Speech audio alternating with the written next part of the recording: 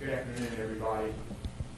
Our thoughts are with the people of the Bahamas who've experienced savage destruction over the last 24 hours. And as Hurricane Dorian continues on a path toward North Carolina, our state is facing the very real likelihood of storm damage. The latest forecast shows North Carolina could begin to feel the impacts of Dorian as early as Wednesday morning. We've been in constant contact with the National Hurricane Center, and we have consulted our experts. In the next 24 hours, we expect the storm to turn north and pick up speed. Local leaders, in consultation with our state emergency management, are carefully considering evacuation decisions now. Some are announcing evacuations this afternoon. I urge you to listen to your local officials. And if they order an evacuation, please follow their instructions. We know that these evacuations are inconvenient, difficult, and sometimes costly. But we must realize the potential deadly cost of refusing to evacuate when told. We have to respect the threat that Dorian brings. Today, I ask the President for a federal disaster declaration in anticipation of the storm's damage so that we can get federal help if we need it. Our State Emergency Operations Center is fully operational. Local, state, federal, nonprofit, and private sector partners are preparing right here as we speak. I have today activated 300 members of the North Carolina National Guard. We have hundreds of North Carolina's Highway Patrol troopers who will monitor major roadways throughout North Carolina to help evacuees. The Department of Transportation has moved resources toward the eastern side of the state to help motorists and patrol the highways. Swift water teams and search and rescue teams are ready to respond if they're needed. Incident management teams made up of emergency managers from non-affected areas will help counties that are affected with emergency operations. If you have not already done so, please make sure that your family is prepared, and please include your pets in your plans. Commercial fishermen should remove all fishing gear from the water before the storm's arrival, and boat owners in coastal areas should secure their boats now. Because this storm is anticipated to pick up speed, time is running out to get ready. So please, stock your emergency kit to support your family and pets for several days. Know what you will do if you have to evacuate with your family. Stay informed and know how to get severe weather alerts. Visit readync.org for helpful checklists so that you can make sure you've done everything you need to do. Preparations that you can make now could save your life later, or lessen the chance that you might need rescue or shelter during a storm. Now I'm going to turn it over to Emergency Management Director Mike Sprayberry to brief us on a few issues.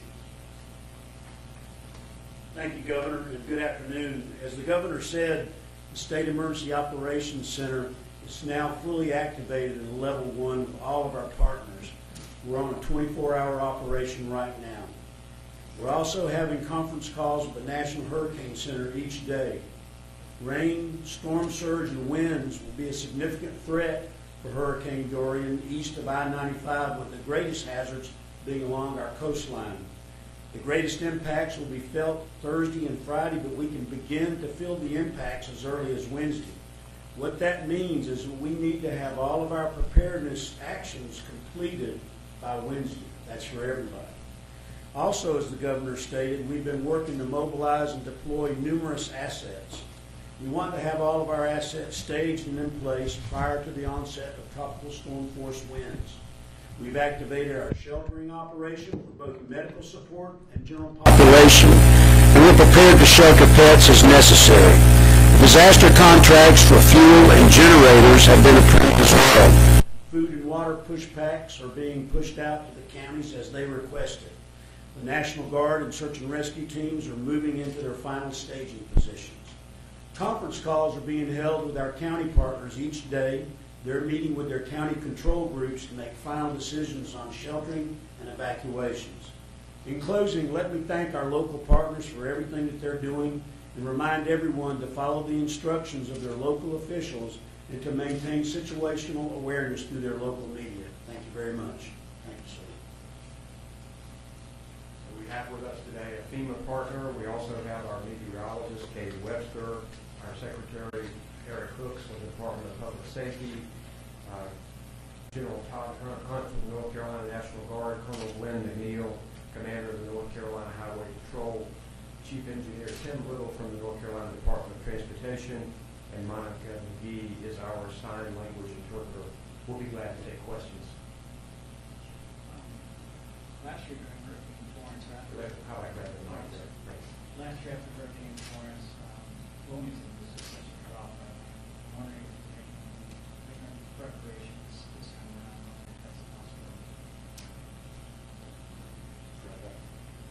We do know that's a possibility, and I can tell you that DOT's been working on a study to find out what type of mitigation measures that we can take to work on 40 to keep it from being cut off. We've stationed a lot of high water vehicles out in the eastern part of the state, and we're hopeful that we'll be able to negotiate those roads to get into Wilmington. It's still an issue, we're not denying that, but we are addressing it. It just takes a little bit of time, as you might imagine. Is there any, are you taking any more either equipment or supplies in the Wilmington area? So what we're doing is we're staging as far forward as we can, but staying out of the storm, the path of the storm, because we don't want to endanger any of our response resources. And so just as soon as the storm passes and upon the request of New Hanover County, we'll surge in there. Since I've got the mic, one more question. What advice do you have for people who might be poorly housed as a result of Hurricane Florence, either in a trailer or tarp still? This is one of the reasons that we're setting up shelters in local areas. We're also going to have a statewide shelter ready to set up in Durham if need be. We want people to heed evacuation orders. We don't yet know exactly the path of the storm, so we don't know how much damage that wind will bring. We always know, though, that water can be damaged, can be a real problem for our state.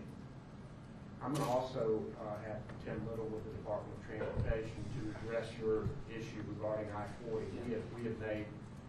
We're working on a proposal to mitigate the situation in I-40, but Tim has some details on that.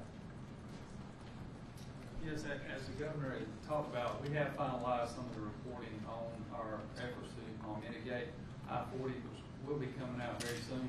But also, I just wanted to mention too, US 421, which was cut into from Florence, that area has been repaired. It has a temporary bridge in place now that we think would hold if we had a similar event. But also, there's a permanent structure that's being built right beside it that should open within the next 2 weeks and the next couple of days. And we're going to try to make every effort we can to have that available in case we need to.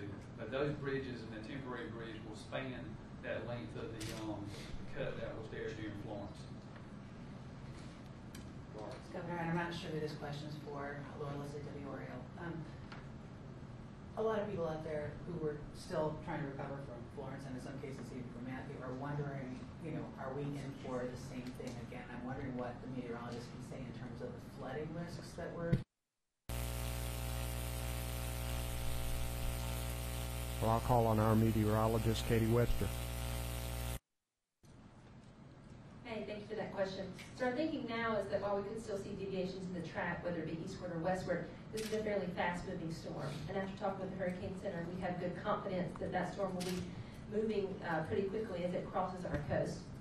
So while we could still see some heavy rain, and where that axis of heavy rain sets up will be highly dependent on the track, I don't think at this point we are anticipating the large amounts of rain that we saw in Hurricane Florence, just based on some upper level features. So right now we're expecting 5 to 10 inches with some locally higher amounts of 15 inches right along the coast.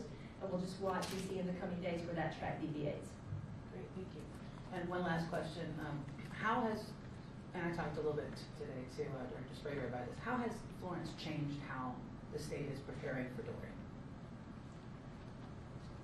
So some of the things that we've done, I mentioned earlier that we had after-action reports done with our local emergency managers, and we asked for them to critique our performance.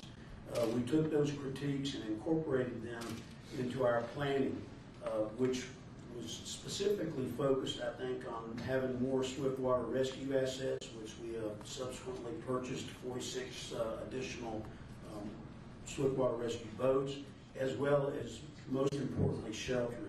So I think you're seeing that we are activating our shelter operations a lot earlier.